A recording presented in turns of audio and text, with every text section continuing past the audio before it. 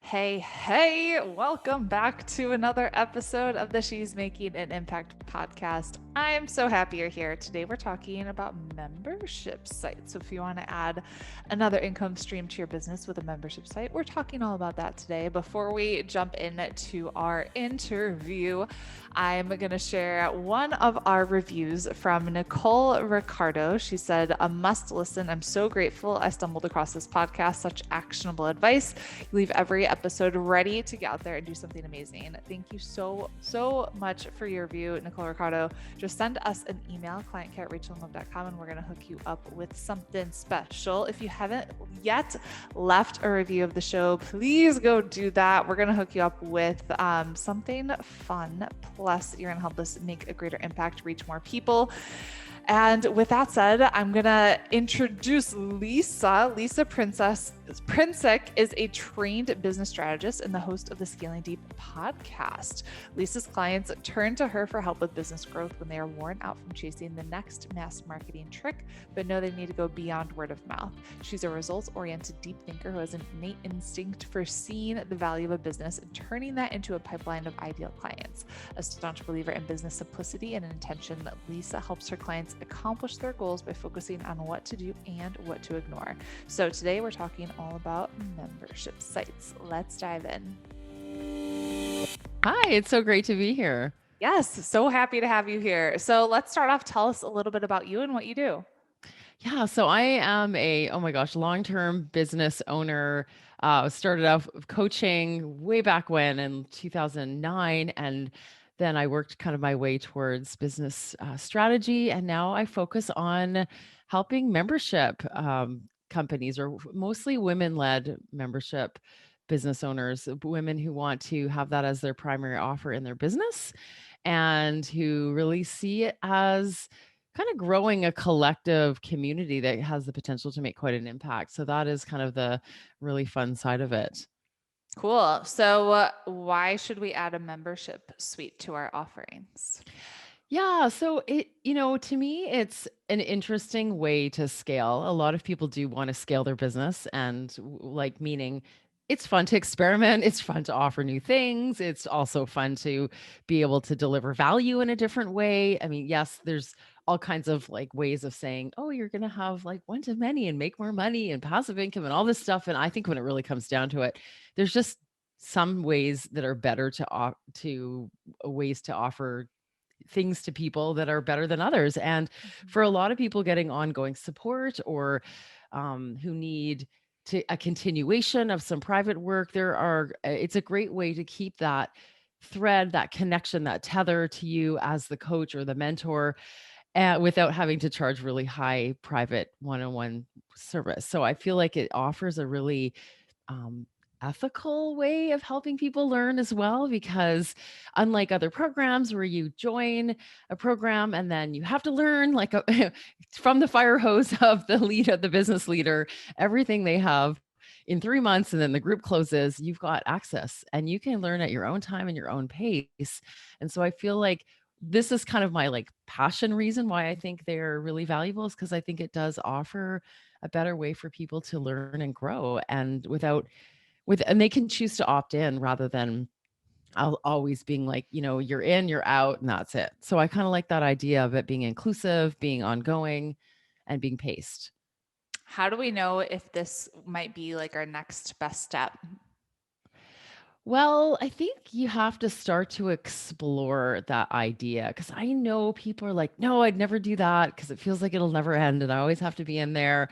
I know people who are like, but it's not my style at all. So I feel like the the openness about memberships is what's really interesting and what gives us tons of options, but it also can be intimidating and overwhelming because we can Mhm. look at them and think like we have to do it a certain way. Mhm. So this is where I like to say it doesn't have to be low cost. It doesn't have to be under $100 a month. You can set some time limits to how long you want people to initially join, which I think is a great idea, especially if you're doing some kind of training and there is an outcome you want them to get to within a certain time period.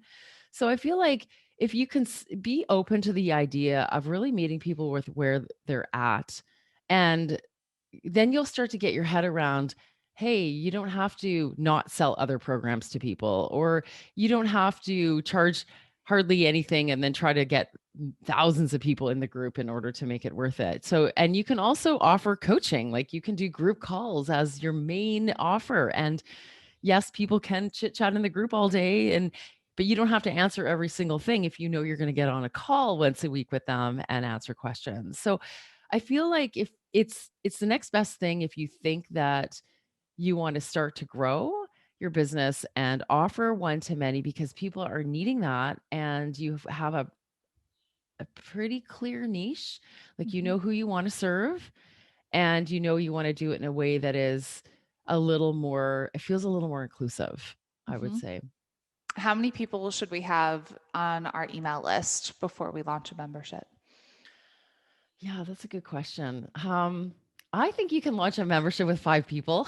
So, Really? well, I did a coaching mentorship that Mhm. was 5 people to start, and I just felt like and I just launched it to my list, and I had very small list at the time, so I just had like literally 5 people out of the 600 I had at the time or something on my list. So I feel like and actually even that way, if you have that small of a people, I think you should personally invite people. Now, I know Mhm. people who have hundreds of people in their memberships and they maybe started with 20, but they still did personal outreach to every single person, because Hmm. you're forming the culture when you're starting a membership. You do want to encourage certain people at least, or reach out to ones you think these would be my ideal founding member. So I would think of it as, if you do like a private launch, that idea of private, pilot, and then public. So Mhm. private being like not everyone knows you're offering this. Pilot means like you're going to launch it to a warm audience, and public being to anyone and everyone.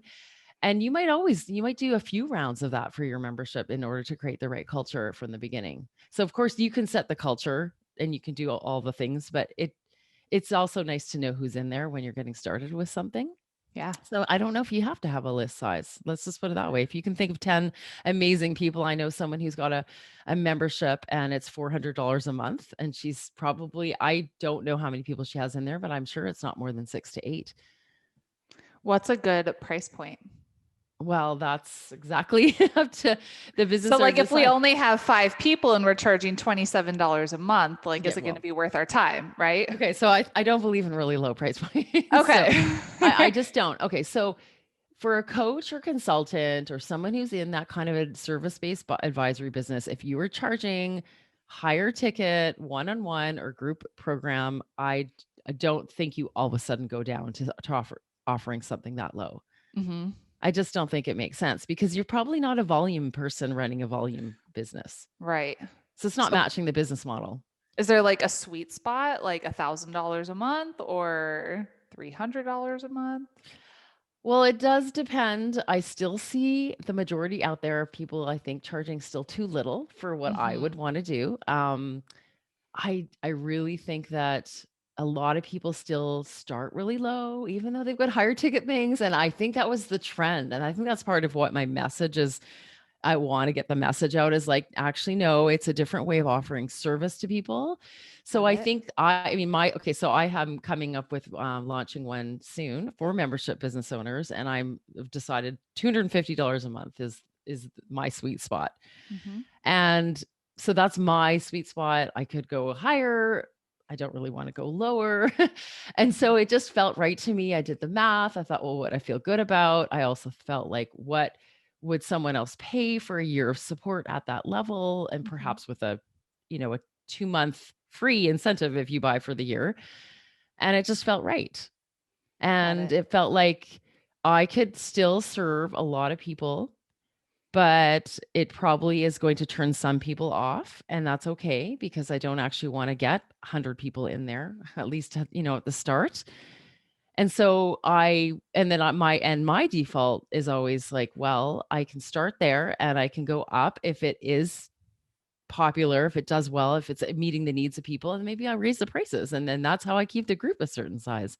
Because I don't necessarily want a high volume group. I would still rather have a higher price point and less people than a Yep. really low price point. So I feel like you have to just start to ask questions, look around, and then Another way to look at it is if you're thinking about your customer journey in a membership, a really great tip is because lots of people are like, well, how do I actually carry this out? And where do I get people? And how do I know that it's working? I would look at it like a year of Mhm. life cycle of someone who would ideally be in there for at least a year, or maybe that's the average you're going for.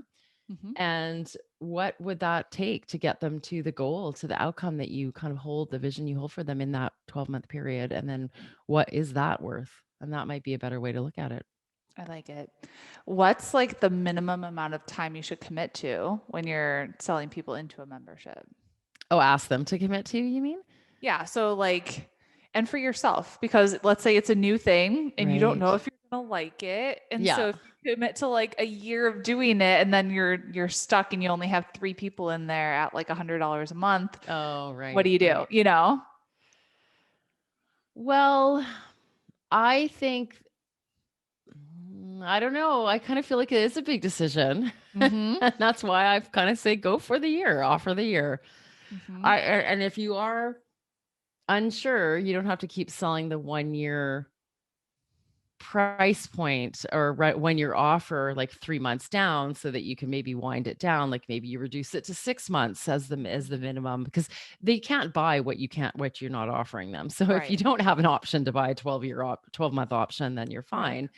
But I think you have to be pretty committed to it, and that's why I say, like, offer it like you would a program. Mm-hmm. Like, offer it like something that has a vision, and work out the details, like work out the purpose, work out the transformation you're going to deliver for people. Like, get that excited about it. Like, do not just throw up some kind of site, get clear on the tech, and throw up some tiny price point and think you're going to love serving this thing. I don't Right. think it's any different than any other big program where you're going to create content and material and you're going to want to launch again.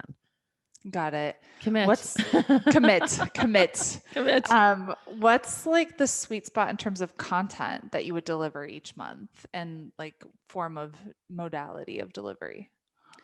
Well, I would say go low on the content unless you've got a subscription that people are joining just because they want that material every month. And that's more of it than anything else. And perhaps there's not even a large community component or coaching part component. But I would say for most coaches and consultants, go lower on the content than you think, because I love the idea of us being guides that say, you don't need to learn this. Don't waste your time. Like, you need to ask a question so that you can move past your block and then do the next thing that you always knew you needed to do. Mm-hmm. And so I think if you can go lighter on the content and higher on the training coaching part, you're going to make everyone so happy to show up.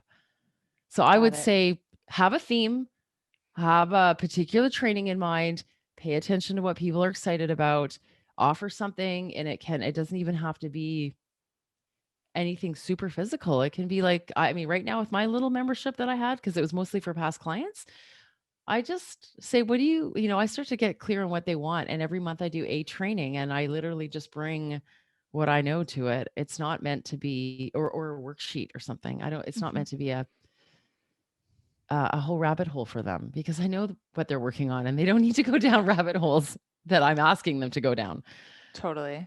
Do you think a Facebook group is necessary? Do you have to have one? Do you mean Facebook group particular or community in general? Like, Community and then Facebook group as a like the okay, method. it's a Yeah. great question. Okay, so community is going to help people stay. Mm-hmm. So I was always like, not even long ago, I was always like, I don't think you have to have a primary focus being the community. And then I did really come around recently to thinking that's how people are going to stay. If you can help them Mm-hmm. form relationships and be part of something that it gives them their mentoring, gives them their validation, gives them their connection, then they'll stay. Because once they receive the transformation and you still want them to stay because you're still charging, because some people are like, oh, you buy in for a lifetime to the community. Mm-hmm. And I'm not leaning towards that right now, Mm-hmm. because I still feel like you're always launching, you're going to be huge, no one's ever going to leave. And I don't know why that, I mean, I might have to experiment with that someday, but for now, I would say you're still trying to get people to re-up every year or every month, and they're going to do that for the community and the people. And that's where I think you need to consider that aspect and allow that to form. So So Facebook. Facebook group, yes. Okay, so what I tell people is it depends on your audience. I definitely, even I use Facebook more than other groups. I'm not going to Mm-hmm. lie, because it's my natural. I think it's because I go in there to find out about like births and weddings, or like, I'm in there, and probably like ads even. So it's like Mm-hmm. it's a one-stop place for a lot of things that I'll take a glance on every single day. Whereas I won't necessarily go into Mighty Networks every day to glance, because I can't also see all my groups at a glance there. Yeah. So that's where there is some potential for a platform, I think, to be a bit more of a host of all the communities you're in at once. Yeah. Like it's there, kind of there, but it's not quite there.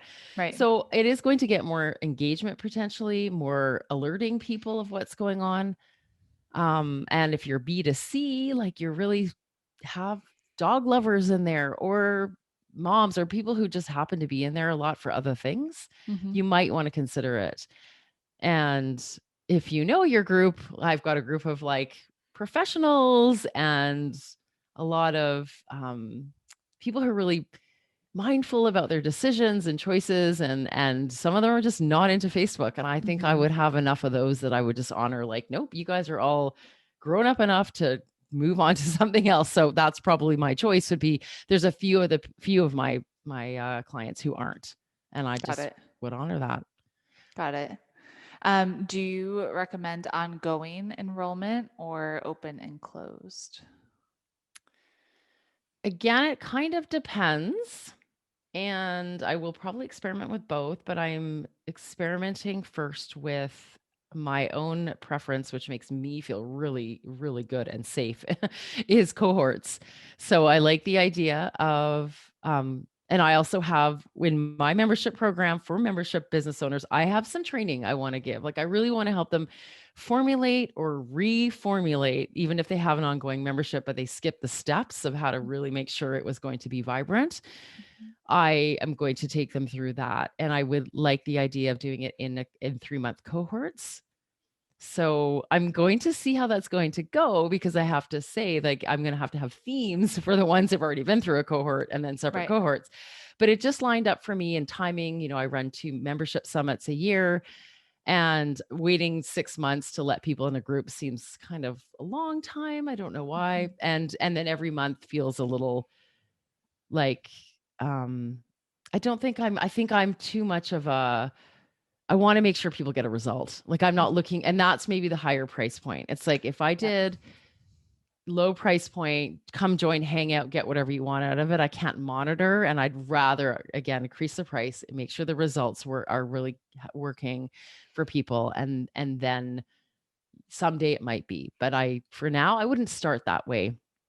And I like the idea of bringing in people who can form relationships and adding that as a benefit Yep. to that group. And then they can get to know each other, have a welcome party, and that forms the culture and that keeps them wanting to stay. So I think there's some intentional techniques to form relationships like we would at a conference or a retreat or anything. Got it. What are some mistakes you see people make when they try to implement a membership? Well, I think it's just getting back to the low price point, the not thinking it through. Like, what are Yeah. people getting out of it? It's like, oh, I have people on my list. Let's form a membership. That is so the way it's always been done, I think. And I just think it's so not going to work that well. Mhm. And then you're backstepping, or you're like eking up the price over time. And I mean, it's like anything without a plan, right? At least if you have a plan and the plan doesn't quite work out, you at least know what you're changing in the plan instead of Yep. just like, I never had a plan, so I don't know what worked and what didn't. Yep. So I would say that that's probably the lack of planning. It's just throwing it up and deciding that it sounds like the nice thing to do, Yeah. not intentional enough. Got it. What's one of the best books you've read? Oh, geez. I don't read a lot of business books these days. Oh, that's a tough one for me. I don't really read business books. I went through a phase where I read a bunch and now it's like I know what I need to do and I know what I like need to focus on. And so yeah, I don't read them these days. So I'm sorry, but I don't have anything. I'm a minimalist. It's all good. What does it mean to you to make an impact? Oh, well, when it comes to making an impact to me, it really actually means using our wealth and resources to actually go into areas that are even beyond the scope of where we're at. So I would say I've come from a social change world where I worked with a lot of mission-based businesses and people who really were like there to create social and environmental change. And so making an impact is like not just about helping your clients or your paid clients. It's about that are doing good work. It's also about other stakeholders, like other people who don't have any direct connection to us. So that would, so when I'm at a point where my profit or even my revenue is at a consistent level of, because I donate now, I would like to have a real part of that, and help my community help me decide where to donate some of that and make that a larger collective effort. So yeah, to me, it's really about giving back and also getting on the ground and doing it. Mm-hmm. I I have a love high that. bar for that actually, because I come from that world and Oh, yeah. I come from a world of sustainability and corporate social responsibility. And so I do see that making an impact thrown around a lot. And I do believe we all make it in a small way, and that's great. And I just love the idea of if we are starting to do well and we are feeling abundant, then we go further with it. Yeah, absolutely. I love it. Yeah. Where can we connect with you? Well, my website is scalingdeep.com. And if you're interested in learning more about memberships, I have some membership design training and the revolutionary membership roadmap to help you figure out what the pieces are to put together on your journey of creating it. And you can find that at scalingdeep.com/design. Awesome. Lisa, thank you so much for being on the show. I loved getting to know you a little bit more. Thank you for adding value to our audience. Oh, you're welcome. It's been so great to chat with you.